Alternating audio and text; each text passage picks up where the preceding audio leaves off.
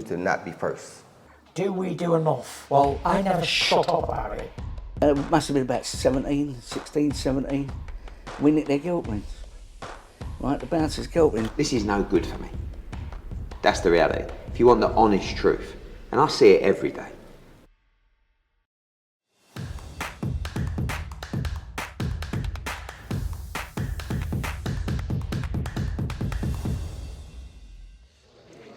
This is Umar for IFL TV. We're in Wembley 2 days out from a massive heavyweight rematch. We do it all over again. I don't think many people thought we'd be back here, but we are, Frank. And Zhilei Zhang said he's going to end Joe Joyce's career. Big statement.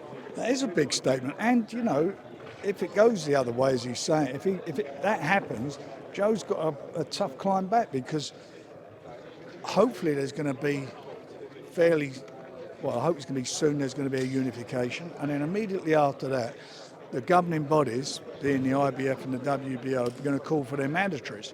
So if you were to get unification and then the mandatories, that's like nearly 2 years. But whoever wins this fight will be the WBO mandatory. But the loser's going to have to fight his way back to try and get himself a voluntary defence of the title. And that's going to take a long time. So everything is on the line on Saturday.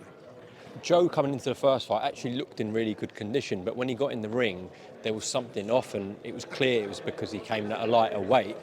What have you heard about his weight this time and how his camp's gone in Vegas? I hear that, but, you know, he was only 2 pounds, I think it was 2 pounds lighter than when he fought Daniel Dubois.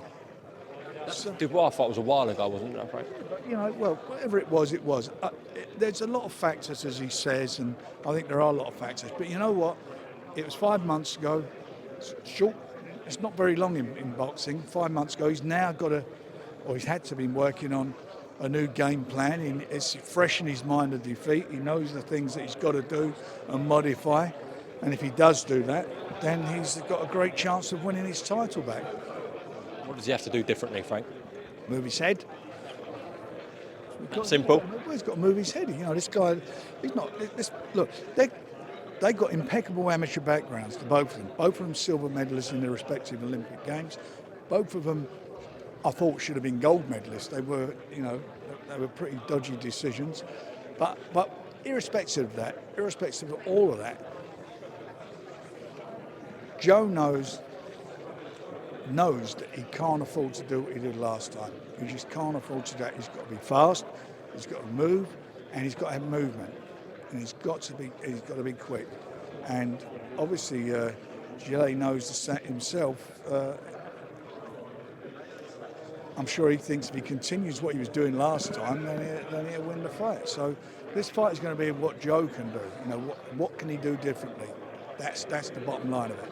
Well, let's see if we can, Frank. I know you don't want to think like this because Joe's your guy, you're backing him all the way, but you are as promoter, you've got to look at further options depending on how he loses. Obviously, his team, Adam Morley, you've got to assess whether he carries on, etc. If he wants to carry on, what sort of fights are there out there for him, Joe, if he loses?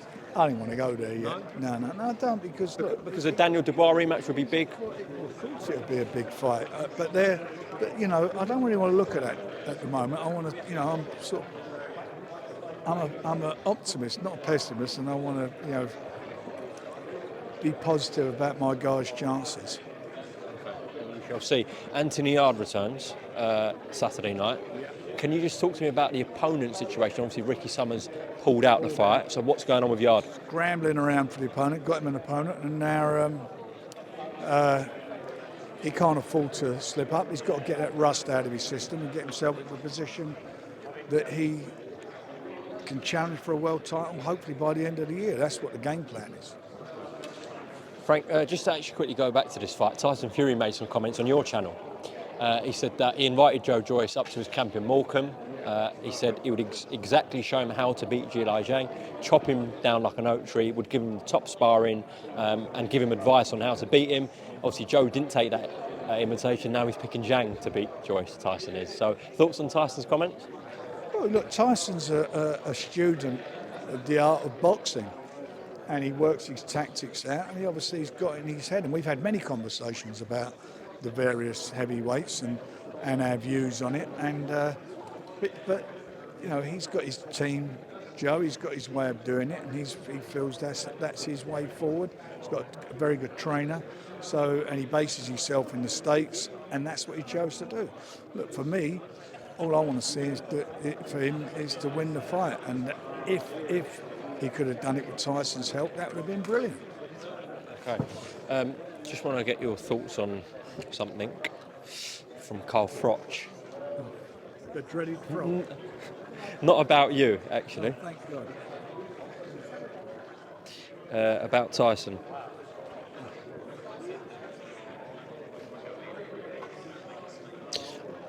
Okay. This was FROCH on his channel.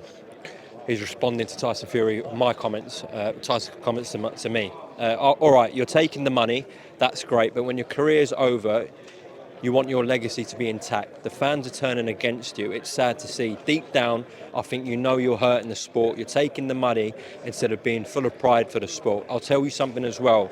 You can have as much money as you want, but if you turn up to a Hall of Fame party next year, you won't be dining on the top table with me and my peers. You won't belong there with that CV.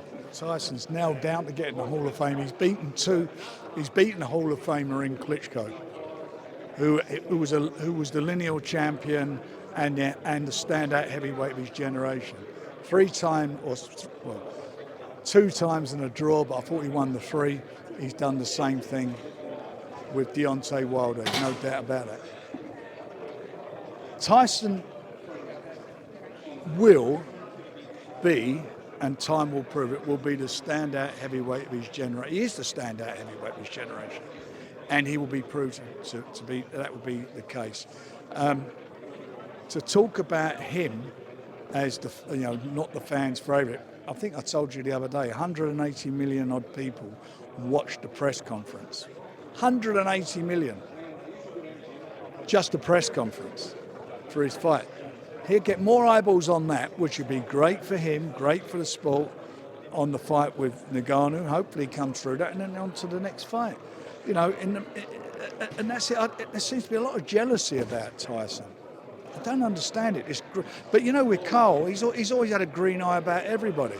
He's always slagging off one of his fellow boxers. He's done it from the beginning. I remember him slanging off Amir Khan. I mean, he really had a hold on for him because he was getting more publicity. And I remember he did a show. I think he had about 3,000 people showed up to watch Carl in his hometown of Nottingham. And then we did a 6-rounder with Amir and sold the place out, 9,000 people. He just does that. He gets that. It's a shame, but time will tell. We will see. Tyson, do you not think he's nailed on for the Hall of Fame? Do you not think that is an absolute certainty? Of course he is. Just lastly, Robert Smith's just gone on TalkSport, and he said that Conor BENN shouldn't be boxing until this matter is cleared. Obviously, he does return this Saturday night in America. Your thoughts to that before we close off? Well, everybody thinks, everybody, rival camps have all got an opinion. He is an unbiased guy. He's the Boxing Board of Control, and he's telling you that he has not had a hearing to determine and explain why prohibited substances were in his system. He hasn't done that, and he slunk off to Florida, 4 days' notice to have a fight. 4 days' notice, ridiculous. It's, I don't get it, but do you know what? He ain't even. Conor, I really wanted him to clear it up because I don't even think he's the best of his weight division in London. I've got a couple of my guys I'd love to put him in with. When he clears himself, come and fight a couple of my guys. Proper fights. None of that catch weight where someone's got to murder themselves to make the weight. Proper fights against proper fighters.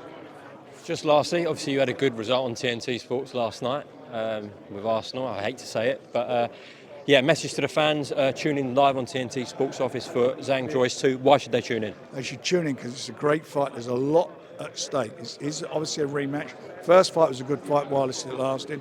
There is a lot at stake. The winner literally gets it all. He gets the opportunity to fight for a world title. The loser has got to pick up the pieces, and it's going to take him a long time to get back into contention, to get a chance to fight for a world title. It is such an important fight for both of them. Think you'll be standing on a chair on Saturday?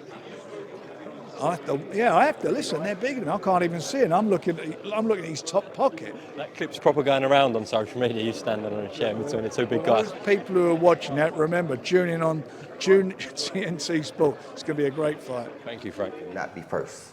Do we do enough? Well, I never shut up about it. It must have been about 16, 17. We nicked their guilt rings. Right, the bouncer's guilt ring. This is no good for me. That's the reality. If you want the honest truth, and I see it every day,